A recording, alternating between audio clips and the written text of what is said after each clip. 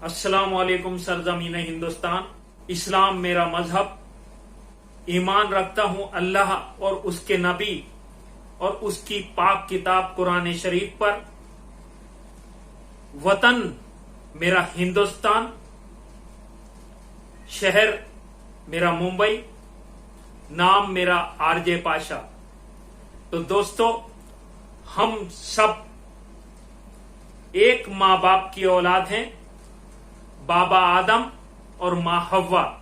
चाहे वो हिंदू हो, चाहे वो मुस्लिम हो, चाहे वो सिख हो, चाहे वो ईसाई हो, चाहे वो बौद्ध हो, मगर हमारे इस खूबसूरत मुल्क भारत को, हमारे हिंदुस्तान को किसी की नजर लग चुकी है। कुछ फिरका परस्त ताकतें, कुछ ऐसे नेता जो अपनी सत्ता के लालच में तरह तरह के षड्यंत्र करते हैं। आज मैं बात करूंगा ज्ञानवापी मस्जिद के बारे में। ज्ञानवापी किसी मस्जिद का नाम नहीं, ज्ञानवापी एक मोहल्ले का नाम है। उस मस्जिद के तालाब के एक फुवारे को इन नफरती गुंडों ने, आरएसएस, बजरंग दल और इसके जितने भी ये कलाकार, भाजपा में बैठे हुए नेता, चाहे वो नरेंद्र मोदी हो, चाहे वो अमित शाह हो, चाहे वो योगी हो, चाहे वो शिवराज चौहान हो, या इनके जितने भी हजारों पालतू कुत्ते हैं, हर दिन एक नया षड्यंत्र रचते हैं। कभी ताजमहल के ऊपर से कि वहां ये निकल आया, वहां ये निकल आया, कभी कुतुब मीनार से। मैंने आपको अभी बताया, मेरा नाम आरजे पाशा, मैं मुगल वंशज, ये सब हमारी विरासतें हैं और इस पर किसी का अधिकार नहीं। चाहे वो भारत में बैठे हुए कितने भी बड़े मंत्री हों या कितने भी बड़े तानेशाह हों, वो समझ लें अच्छी तरह, जो हजारों लाखों करोड़ हमारे इन इमारतों से कमाते हैं, लाखों करोड़ का हमारे भारत को इससे फायदा होता है। मगर ये अनभक्त रात दिन का इनका मजाक उड़ता है। इन्होंने अभी एक मस्जिद के तालाब में एक फुवारे को इन्होंने शिवलिंग बता दिया। इनको अपने धर्म के लिंग की पहचान नहीं, शिवलिंग का इन्होंने मजाक बना रखा है। शिव की पूजा करने वाले आज शिवलिंग का मजाक बना रहे हैं। यही है वो अनभक्त। अनभक्त इसीलिए तुमको कहा जाता है कि तुम लोग अनभक्त हो। कुछ कहते हैं ना, एक मच्छर साला इंसान को हिजड़ा बना देता है, और तुम सब हिजड़े हो, हिजड़े, जो इन भाजपाई नेताओं के पीछे तालियां बजाते हो और इनकी चाटुकारिता करते हो, चाहे वो गोदी मीडिया हो, चाहे वो इसके अनभक्त हो। पहले बाबरी मस्जिद में मूर्ति रखवा करके फिर एक ताला खुलवा देता है और एक उसमें भजन शुरू करवा देता है, बाद में एक तानाशाह आता है उसको तोड़वा देता है। आज हिंदुस्तान में जगह जगह मंदिरों को, मस्जिदों को निशाना बनाया जा रहा है। बनारस के अंदर एक कॉरिडोर तोड़ने के लिए हजारों शिवलिंग को गंगा के तट पर डाल दिया गया, उनको नदी में बहा दिया गया। जब इनके शिवलिंग का अपमान नहीं हुआ, क्योंकि ये सब सत्ता के भूखे कुत्ते हैं, कुत्ते।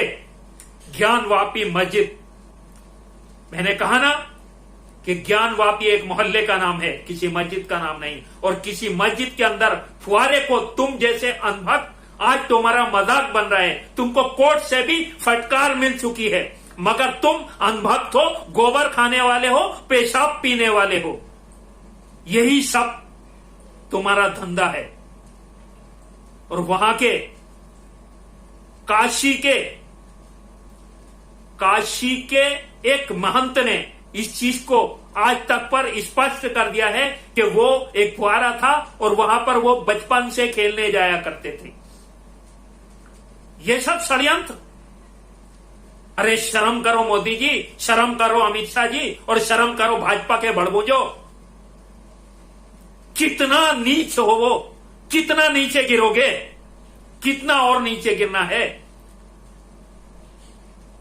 कुछ लज्जा है या नहीं? शर्म तो बेच खाई है। हम सब लोग जिनको 12वीं में और इंटर में और इंटरमीडिएट में कोई फर्क नजर नहीं आता, उनको यही पता नहीं कि इंटरमीडिएट का क्या होता है, इंटर क्या होता है, और 12वीं क्या होता है, और 10वीं क्या होता है। ऐसे लोग रक्षा मंत्री बन रहे हैं। ऐसे लोग क्या देश की रक्षा करेंगे? आज मुद्दों से भटकाने के लिए ये सब मंदिर, मस्जिद, अजान, इसके ऊपर बातें हो रही हैं। और अरुणाचल प्रदेश में 40 से ज्यादा गांव चाइना ने वहां पर बसा लिए हैं। समझ रहे हैं आप कुछ? उसके ऊपर बात नहीं करेंगे, क्योंकि यही सब छुपाने के लिए तो देश की जनता का ध्यान भटकाया जा रहा है इन्हीं मुद्दों से। क्योंकि चाइना हमारे देश के अंदर घुस चुका है। आधे अरुणाचल प्रदेश में चाइना का कब्जा हो चुका है। देश के अंदर महंगाई दर कहां से कहां पहुंच गई।